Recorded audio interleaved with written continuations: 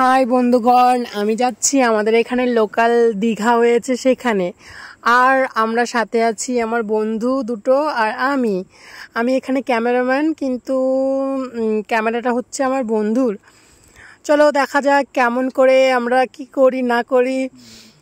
আর দীঘার অনুভূতি এখন থেকে এত মনের ভিতর হচ্ছে যে বলার আগে আমার মনটা কেমন খুশখুশ খুশখুশ করছিল, মানে খুব এক্সাইটেড ছিলাম তখন।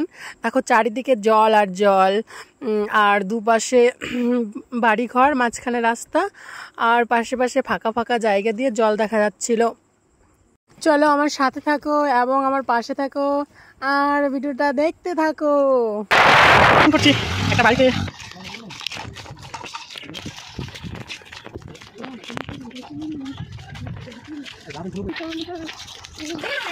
বাইরে খাই মনে করি পাশের লাস্টের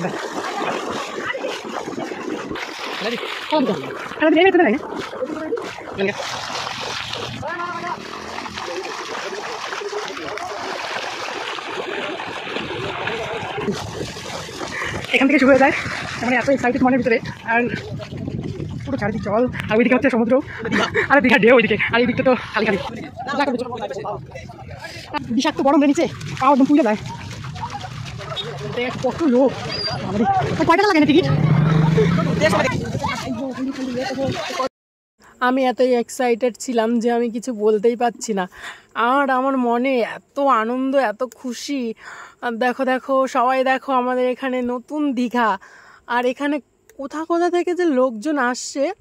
আর আমরা একটু সকাল সকাল বেরিয়েছিলাম, তার জন্য একটু কম ছিল, না হলে এই পুরো রাস্তাটা মানে এই ব্রিজটা সম্পূর্ণ ভর্তি হয়ে যায়, সম্পূর্ণ।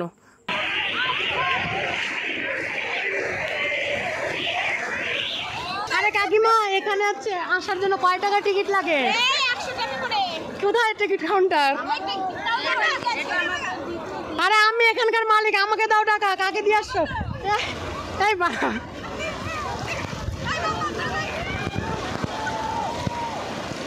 এখানে অনেক অনেক দূর থেকে লোকজন আসছিল, আর আমি তাদের কাছ থেকে কিছু বক্তব্য শুনে নিলাম। এখন দেখো এই যে এই বাচ্চাগুলো মানে স্রোতের মধ্যে ডান্স করছিল না নাচ করছিল বুঝতে পারিনি। আর আমি ভিডিওটা একটু স্প্লিট করে দিলাম, কারণ যে অতটাও জমজমাট কিছু ছিল না সেইখানটাতে, কিন্তু এখানটাতে খুব মজাদার জিনিস ছিল, এত সুন্দর মজা হচ্ছিল। আর আমরা এই গরমের মধ্যে ঠান্ডা ঠান্ডা পেপসি নিয়ে গেছিলাম, তো চ্যাস করে খেয়ে নিলাম।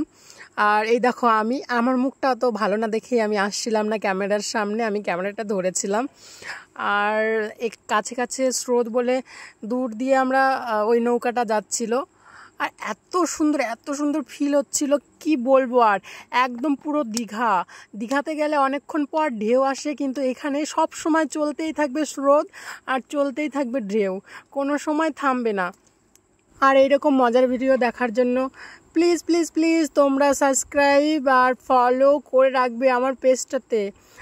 আর এই দেখো আমার বন্ধু স্রোতের মধ্যে বসলো, সে স্নান করবে এখন।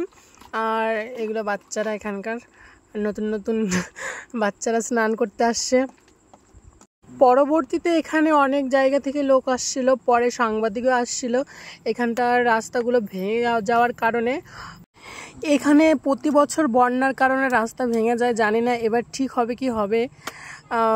তার কারণেও আমাদের এখানকার এই দেখো আমার বন্ধুরা সেই লাভ দিল, আমি আর কি বলবো, বলার আগেই তারা লাভ দিয়ে দিল, আর কিছু বলার নাই। আর এত স্রোত, সে ফিরে আর রিটার্ন চলে আসতে পারবে না, সে চলে সামনে দিয়ে পাশ দিয়ে তারপর আসতে হবে। তিনটা এই হচ্ছে ফ্রি সমুদ্রে, কেমন মজা হচ্ছে সেই না? কত টাকা লাগলো তোমাদের এখান থেকে আসতে?